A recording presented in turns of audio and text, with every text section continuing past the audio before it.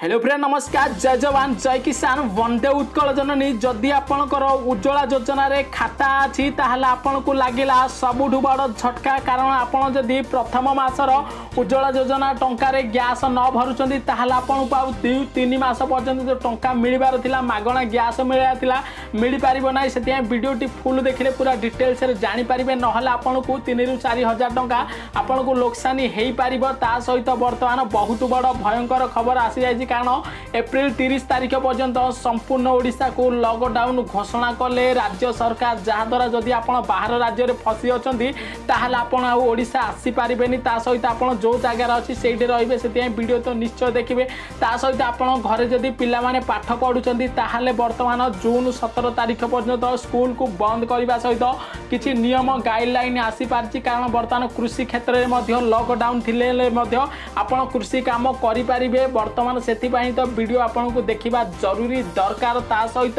एही जिला को येलो वार्निंग जारी कला पाणीपाग विभाग कारण वर्तमान एही जिल्ला रे प्रबल रु 40-50 किमी पवन बैसा सहित वर्तमान काल बैशाखी वर्षा हबार सूचना आसी सहित बहुत किसी गुरुत्वपूर्ण अपडेट अच्छी सहित बैंक क्षेत्र में किसी डिटेल्स अपडेट सहित आपड़ सबकि वीडियो देखिले जानीपारे से खुशी रे वीडियो को लाइक करेंगे जदि चैनल को सब्सक्राइब करने दी लाल कलर बटन टी टच कर चैनल को सब्सक्राइब कर पाखे बेल बटन टी टच कर ऑल नोटिफिकेशन ओके कर रखिए जहाद्वारा सरकार सबकि गुरुत्वपूर्ण लेटेस्ट अपडेट पाइपर जदि आपणकर उज्ज्वला योजना रे खाता अच्छी ताहले आपण पई लागिला सबुठु बड़ झटका कारण प्रथम मास टंका रे जदि गैस न भरिबे ताहले आपण को आ 2 मासर टंका मिली पारिबो नाही कारण आपण जानि पारिथिबे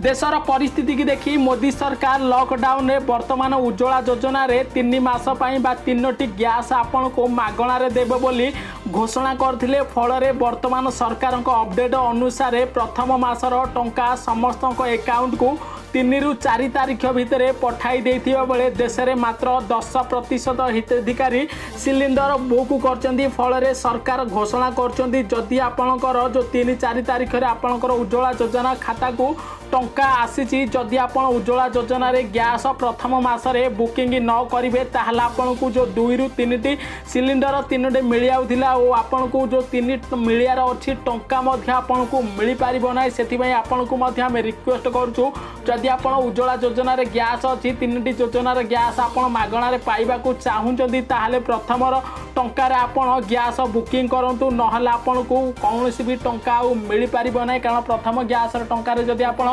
गैस उज्ज्वला योजना न बुकिंग करिए ताहले आपण को 2 नंबर 3 नंबर गैस पई जो टंका अकाउंट को आसीबार थिला वो आसीबो नै सेति पई आज ही निजर बुकिंग चालू करंतु नहले आपण को टंका मिली पारिबो नाही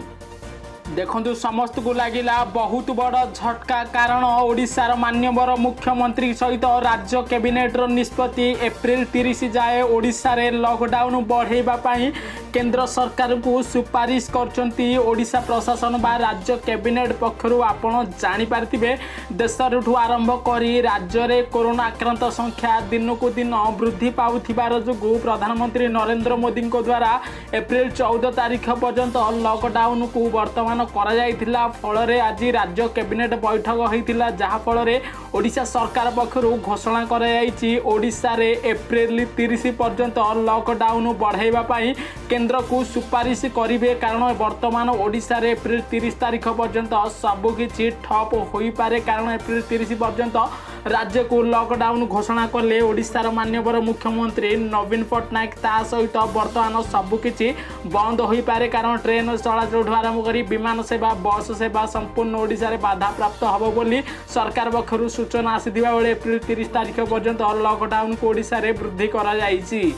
देखु आपणक घरे जदि छात्र छात्री अच्छा पिला माने पाठ पढ़ुंट ताहले गुरुत्वपूर्ण अपडेट कारण मुख्यमंत्री घोषणा कले राज्यर समस्त स्कूल कॉलेज जून 17 तारिख पर्यंत बंद हो पार कारण लॉकडाउन प्रभाव में राज्य में समस्त स्कूल कॉलेज एप्रिल 14 पर खोला हब कि नहीं समस्त मन में प्रश्न थिला बेले आज माननीय मुख्यमंत्री नवीन पट्टनायक बर्तमान समस्त को वीडियो माध्यम वार्ता पठेइचंदी कारण आसंता जून 17 17 तारिख जाए समस्त स्कूल कॉलेज बंद रहिबो जहाद्वारा वर्तमान राज्यर परिस्थिति देखि 30 तारिख पर्यंत लॉकडाउन करने सहित जून 17 पर्यंत सबु स्कूल कॉलेज को बंद कर माननीय मुख्यमंत्री नवीन पट्टनायक। जदि आपण बाहर राज्य रे फसी अछंती एप्रिल 15 पर आसीबा पई जदि कोनोसी भी टिकट काटिचंती ताहाला आपन को लागिला सबुठु बड़ झटका कारण एप्रिल 15 पर रेल चलाचल निमंते कौनसी योजना होइनी बोली भारतीय रेलवाई पक्षरु सूचना जारी कराई। कारण आपण जानि पारथिबे देश रे 21 दिनिया लॉकडाउन शेष होबा पर एप्रिल 15 तारिख रु पुणी रेल चलाचल करबा पई संक्रांत रे जो गणमाध्यम रे रिपोर्ट पाइथिला बहुत लोक मध्य टिकेट काटथिला किंतु लॉकडाउन उठिबा पर पुणी रेल चलाचल सेवा आरंभ पर यात्री माने नुवा यात्री रे वर्तमान ट्रेन सफर करि परिबे बोली जो स्वप्न मन रे थिला आशा थिला ताहा संपूर्ण धूलिसात होईची। कारण रिपोर्ट अनुसार ट्रेन रेलवे पक्षरु कुआ जाईची कोनोसी एपरी मार्गदर्शिका बा सूचना गाइडलाइन जारी करा जाई पारिनी। कारण एप्रिल 15 पर मध्य देश रे रेल बा वर्तमान ट्रेन चलिबो नै कोनोसी नियम नाही बोली वर्तमान कोनोसी गाइडलाइन जारी करनी बोली भारतीय रेलवे पक्षरु सूचना दिया जाईची। यदि आपण बीएसएनएल सिम चलाउछंती ताहले बीएसएनएल जारी कला बड़ ऑफर एही प्लान रे ग्राहकों को मिलिबो 100 जीबी डाटा पर्यंत सुविधा। कारण आपण घरे बसी बसी जदि बोरिंग होउचंती कारण वर्तमान इंटरनेट दुनिया रे आपण निज मोबाइल रे मध्य सरकारी टेलीकॉम कंपनी भारत संचार निगम लिमिटेड बा बीएसएनएल निजर 499 टंकिया भारत फाइबर ब्रॉडबैंड प्लान रो वैधता आसंता 29 तारिख पर्यंत बढ़ाई देइछि। कारण आपण जानि पारथे यार वैधता मार्च 31 तारिख पर्यंत सीमित थिला किंतु यार अर्थ बीएसएनएल ब्रॉडबैंड यूजर्स आसंता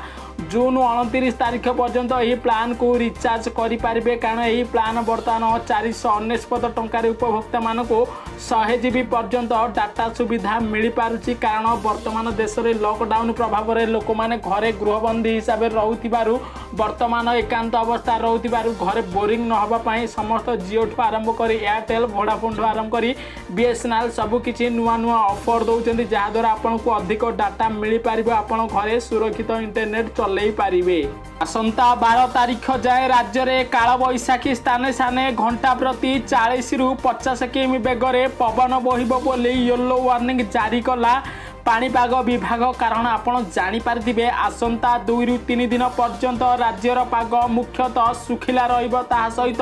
तापमात्रा कौनसी परिवर्तन होई नथिले मध्य आसंता 12 तारिख पर्यंत राज्यर किछि स्थान रे काल बैशाखीर वर्षा वर्षे स्थाने स्थाने घंटा प्रति 40 रु 50 किमी बेगरे बहुर रे जोर रे पवन बहिबो बोली वर्तमान किछि जिल्ला को येलो वार्निंग जारी करिछि पाणीपाग विभाग। एही जिल्ला गुड़िक होउछि सुंदरगढ़ केन्दुझर मयूरभंज ढेंकानाल अनुगुल बौद्ध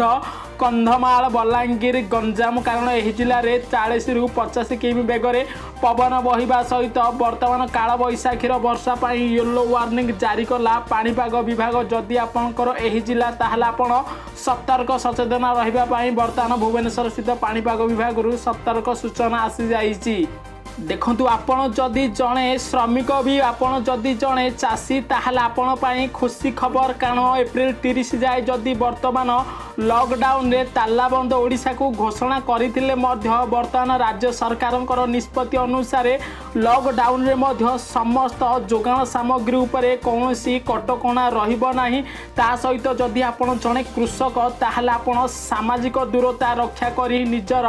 कृषि कार्य करि पारिबे। कारण ओडिशा रो 100% रु 95% लोक कृषि उपरे डिपेंड करथिबारु वर्तमान रबी फसल चलिबा हेतु समस्त कृषक भाई मानक पई चिंतार कारण थिला। कारण लॉकडाउन प्रभाव रे सरकार कहिथिले समस्त को घरे रहिबा पई सेथि पई वर्तमान लॉकडाउन 30 तारिख पर्यंत चलिल हेले जदि आपण जणे कृषक ताहला आपण सीधा सड़क आबे निजर सामाजिक दूरता रक्षा करी कृषि कार्य करि पारिबे बोली सरकार किछि अपडेट देबा सहित समस्त कृषक भाई पई बहुत बड़ खुशी खबर आसीजी। सहित वीडियो को अधिक रु अधिक शेयर करूँ प्रवासी ओडिया पाखक शेयर करूँ जो मैंने गुजरात दिल्ली कर्णाटक हरियाणा मध्य प्रदेश महाराष्ट्र अच्छी से सतर्क सचेतना करने सहित वीडियो को शेयर कर लाइक करेंगे जदि देखा चाहूँगी एपरी किसी गुरुत्वपूर्ण अपडेट ताहले वीडियो को लाइक करेंगे चैनल को सब्सक्राइब करी पाखे लाल कलर बटन को डट कर ऑल नोटिफिकेशन ओके कर रखे जहाँद्वारा सरकार सबकि गुरुत्वपूर्ण अपडेट पाइबा सहित समस्त कृषक भाई पाखु वीडियो शेयर निश्चय करूँ।